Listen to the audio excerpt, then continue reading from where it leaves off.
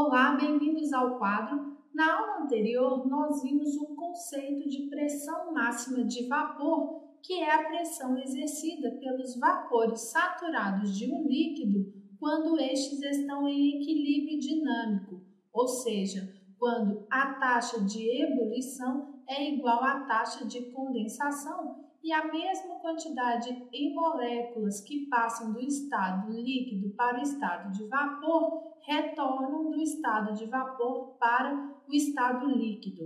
Nesta aula, nós vamos ver qual é a influência da temperatura e da natureza do líquido na pressão máxima de vapor, começando pela influência da temperatura. Vamos construir aqui um gráfico de pressão por temperatura. Aqui nós teremos a pressão de vapor e nós vamos considerar aqui a pressão máxima de vapor. E aqui nós temos a temperatura. Bom, para qualquer substância pura, a curva fica mais ou menos parecida com esta. Observem que, à medida em que a temperatura aumenta também a pressão máxima de vapor. Isso porque a temperatura aumenta a agitação das moléculas do líquido. Quanto maior for a agitação das moléculas, maior será a pressão exercida no interior do frasco. Relembre do exemplo que nós vimos na aula anterior.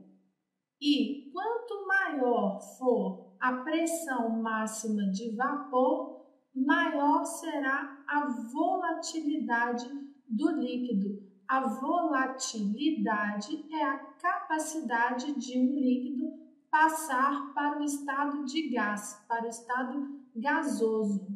Como eu disse a vocês, essa é uma curva geral que representa muito bem a variação da pressão máxima de vapor para todos os líquidos em relação à variação de temperatura. Veremos agora um outro gráfico. Neste gráfico, nós teremos aqui também representada a pressão máxima de vapor e aqui novamente a temperatura. Porém, com este gráfico, nós vamos observar as diferenças em relação à natureza do líquido. Com esta primeira curva, eu vou representar a variação da pressão máxima de vapor do éter.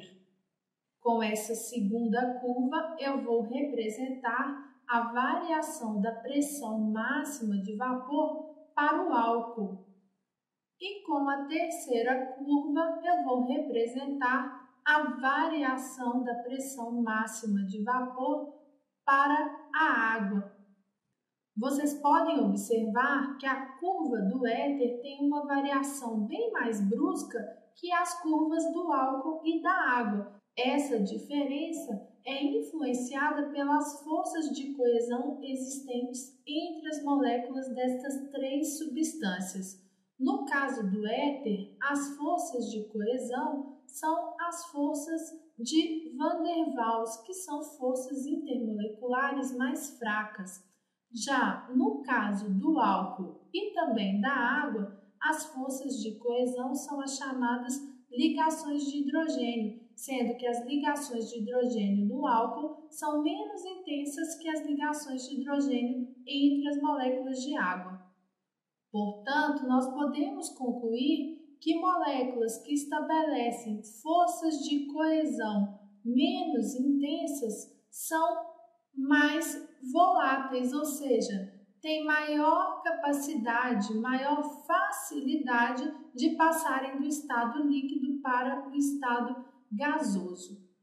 Apenas para concluir, o volume inicial de líquido não influencia na pressão máxima de vapor, somente a temperatura e a natureza do líquido. Bom, pessoal, espero que vocês tenham compreendido.